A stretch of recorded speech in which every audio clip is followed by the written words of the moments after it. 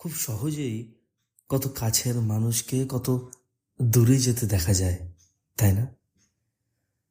আজ তোমরা যখন সবাই অঞ্জলি দিলে, পাঞ্জাবি পরে ফটো তুললে, প্রেমিকার শরীর ঢেকে দেওয়ার চরমতম প্রয়াস নিয়ে শাড়ির কুচি ধরে দিলে, ঠিক তখনই তোমাদের সবার চোখের আড়ালে একটা হেরে যাওয়া মানুষকে হাসতে দেখেছি। আমি জানি না সে হাসছে কেন, জানি না তার মতিভ্রম হলো কিনা, কিন্তু সেটা যে নকল ছিল না এটা নিশ্চিত হয়ে বলতে পারি।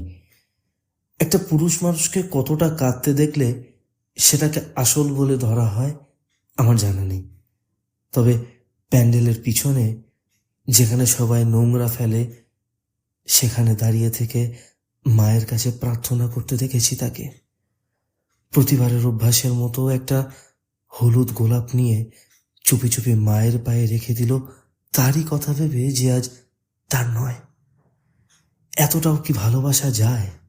মারা যাবার এত বছর পরেও প্যান্ডেলটা একই আছে, সময়টাও একই, চারিদিকে থাকা কাপেলরাও একই, মায়ের শান্ত শীতল রূপটাও একই রকমই আছে। একই আছে মায়ের মধ্যে দিয়ে নিজের মানুষের কাজল কালো চোখ দুটো দেখার বড্ড বেশি লোভ। অঞ্জলি দিয়ে যদি হারিয়েই ফেলতে হয় তাহলে মানুষটা হারাক, আবেগটা না।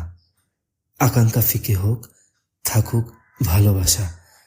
একটা স্বপ্ন বোনা হোক, আবার একটা আদিম নগ্ন দুর্গাপুজো হোক, একটা অষ্টমীর সকাল হোক, লুচি ঘুগনি মিশিয়ে একটা আদর মাখানো জীবন হোক, একটা স্বজনহারা সকাল হলেও একটা আস্ত প্রেমের বিধ্বংসী রাত হোক, একটা অষ্টমী আবারও শুভ হোক।